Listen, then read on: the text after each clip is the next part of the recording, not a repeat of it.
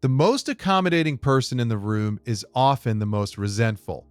They are the first to say yes, the last to ask for help, and they keep a silent, detailed ledger of every sacrifice made. By the end of this, you will understand the biological mechanism that traps you in niceness, and you'll have a roadmap to reclaim your boundaries without becoming a person you don't recognize. This politeness is costing you something you can never get back: the respect of others, and more importantly, your own. The behavior we call people-pleasing is profoundly misunderstood. We think of it as a personality trait. Some people are just nicer, more agreeable. The truth is much more primal. People-pleasing is a threat response. It's a survival strategy learned in an environment where authenticity was punished and agreeableness was rewarded with safety. Maybe it was a volatile parent whose mood you had to manage. It could have been a social group where fitting in was conditional. Whatever the origin, the lesson was the same. Your real thoughts, feelings, and needs are dangerous. Suppress them. The mission is to keep the peace at all costs. Imagine a spy sent deep undercover. Her job is to mirror the enemy, to anticipate their desires, to become whatever they need her to be to avoid detection. She plays the role so well, for so long, that the line between the mission and her real identity begins to blur. After years, she might even forget what her own voice sounds like. This is the internal world of the people pleaser. You have been playing the role of the easy one for so long that you've lost access to the person underneath. Your preferences have gone quiet. Your needs feel like an inconvenience. Your yes is automatic, a pre-recorded message from a part of your brain that is just trying to keep you safe. The cost of this safety is staggering. It creates a quiet, corrosive resentment that builds with every reluctant favor, every swallowed opinion, every weekend sacrificed for someone else's priority. You smile and say no problem, while your nervous system is screaming. That scream is important. It's a signal. And this whole dynamic is more biological than you think. It's a specific script running in your body that you cannot simply think your way out of. That physical response you feel when asked for a favor you can't handle, it has a name. It's part of your body's ancient threat detection system. We all know about fight or flight. We're even familiar with freeze, the deer in the headlights response. But there is a fourth survival response that's crucial here: the fawn response. Fawning is the attempt to avoid a threat by appeasing it. It's the strategy of trying to please your way to safety. In the wild, this might look like a submissive gesture to a more dominant animal. In the modern world, it looks like you instantly agreeing to help a coworker move on your only day off, even before they finished asking the question. Your brain is perceiving a social threat, the threat of disapproval, conflict, or rejection, and it triggers a physiological survival response. Your heart rate might quicken, your stomach might clench, and the word yes comes out of your mouth before your conscious mind has even had a chance to vote. The internal monologue of a fawn response is a frantic negotiation against yourself. Just agree it will be over faster. Don't make things awkward. Their disappointment will be worse than my inconvenience. Your brain presents these thoughts as rational calculations. They are reflexes. You are executing a biological script designed for situations of high threat and applying it to low-stakes social interactions. You are treating a request like a predator. This constant, low-grade activation of your stress response is exhausting. It burns through your energy, your time, and your self-esteem. Every time you say yes when you mean no, you send a message to yourself: my needs are less important than this other person's comfort. My boundaries are negotiable. My time is a public utility. We get trapped between this biological impulse to appease and a growing, desperate desire for our own life. The way out requires a fundamental shift in our understanding of what it means to be a good person. The opposite of people-pleasing is something much quieter and more powerful than selfishness. The opposite of pleasing is integrity. The confusion between these two ideas is the source of the entire problem. We collapse being nice with being kind, and they are fundamentally different operating systems. Niceness is a performance. Its goal is external validation, It seeks to avoid conflict at all costs. A nice person says yes with a smile and then complains about it later. Niceness is about managing other people's emotional reactions, often by sacrificing your own well-being.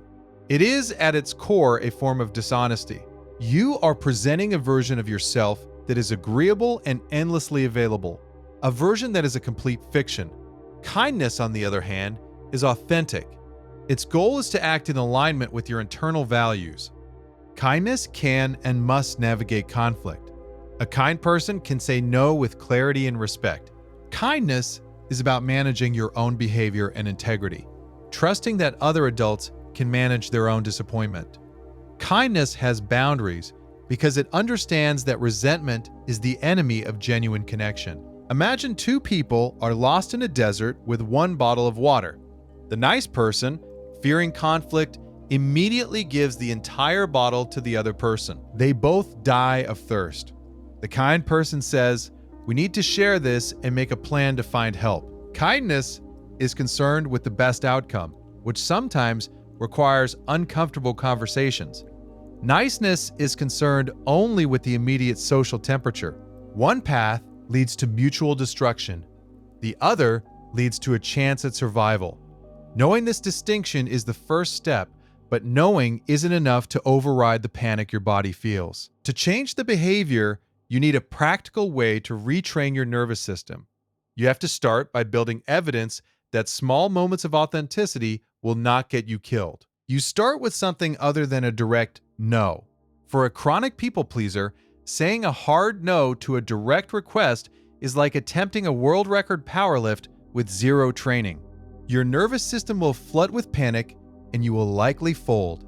The goal is to build the muscle gradually. You need to create small wins that teach your body that holding your ground is safe. The first and most powerful tool is the delay. When someone asks you for something, your fawn response wants an instant yes. Your job is to interrupt that circuit. Instead of yes, your new automatic response is a phrase like, "Let me check my calendar and get back to you," or "I need to think about how that fits with my other commitments," or simply, "Let me get back to you on that." This is revolutionary. It creates a buffer. In that space, the initial wave of anxiety can pass. The rational part of your brain can come back online. You can genuinely assess if you have the time, energy, and desire to help. You move the decision from the realm of reflex to the realm of choice. This works in almost any situation, from a boss asking you to take on a new project to a friend asking for a last-minute favor. It is your conversational circuit breaker. The next exercise is practicing low-stakes preferences. People pleasers often erase their own tastes to be more agreeable. The question, "Where should we get dinner?" fills you with a mild dread. Your instinct is to say, "I'm happy with anything." Your new job is to have an opinion. "I'm in the mood for Italian," or "I'd prefer to go somewhere quiet." You don't need to justify it. You don't need to apologize for it. You are simply stating a fact about your internal state. This builds the muscle of existing as a distinct person with actual preferences. It feels incredibly vulnerable at first, but each time you do it and the world doesn't end, you are rewriting the old script. You are accumulating proof that your voice matters. Once you're comfortable with these, you can move to the validating no. This technique separates the person from the request. You affirm their value while declining the task. For example, "I really appreciate you thinking of me for this. I've got too much on my plate to give it the attention it deserves, so I have to pass." Or to a friend, "I'm so glad you reached out. I'm wiped out and need a quiet night in, but I'd love to catch up next week." You validate the connection while holding the boundary. This is kindness in action. It's honest, respectful, and clear. As you start implementing these small changes, something important begins to happen. You recalibrate your own nervous system, and you also begin to change the entire ecosystem of your social life. When you start setting boundaries, you become a poor host for emotional parasites. People who relied on your lack of a spine will suddenly find you difficult. They may accuse you of being selfish. They might try to guilt you back into your old role. This is a critical test. Their reaction is data. It reveals that the relationship was conditional, built upon your willingness to erase yourself. Letting these connections fall away is a process of curation. It is a filter. You are making space for people who are interested in a relationship with the real you, not with the accommodating machine you used to be. This process can be painful. It brings up the deepest fear of all, the fear of being abandoned. The entire people-pleasing strategy was designed to prevent this very outcome. But the loneliness inside a relationship where you cannot be yourself is a far heavier burden than the temporary discomfort of letting go of those who cannot respect your boundaries. Critics might argue that this focus on personal boundaries is a slippery slope to pure selfishness. And yes, as you learn this new skill, you will sometimes get it wrong. You might overcorrect, setting a boundary too rigidly. You might misjudge a situation. This is part of the learning process.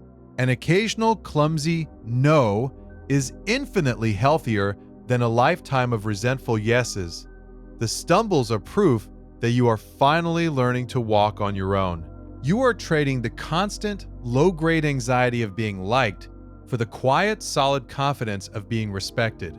The final barrier to this is purely internal. It's that wave of guilt that crashes over you the moment you finally hold your ground. That guilt feels like a moral report card, a sign you failed, but its source is something else entirely. That feeling of guilt has a specific job. It's the emotional signature of de-rolling. In your life, you have unconsciously cast yourself in a role. The peacemaker, the reliable one, the easygoing friend. Your entire social system is built around you playing this part. When you say no, you are breaking character. You are walking off the stage. The guilt is your brain's alarm system, screaming that you are deviating from the safety of the script. It feels like a moral failure, but it is actually a withdrawal symptom. You've been medicating your fear of conflict with the approval of others. That guilt is the feeling of the drug leaving your system. The most profound shift happens when you realize that your people-pleasing was never truly about other people. It was always about you. It was a tool to manage your own anxiety. You weren't being altruistic. You were being self-protective, using a strategy that has now outlived its usefulness. Replacing it with clear, kind boundaries is the opposite of selfish. It's the act of switching from a dysfunctional self-soothing mechanism to a functional one that allows for genuine, honest connection built on respect. The real question is whether you are willing to finally meet the person who has been waiting patiently behind the mask of nice this entire time. And this same mechanism of de-rolling is why it is so terrifying to change careers, leave a city, or end a long-term relationship, which is a different kind of uncomfortable.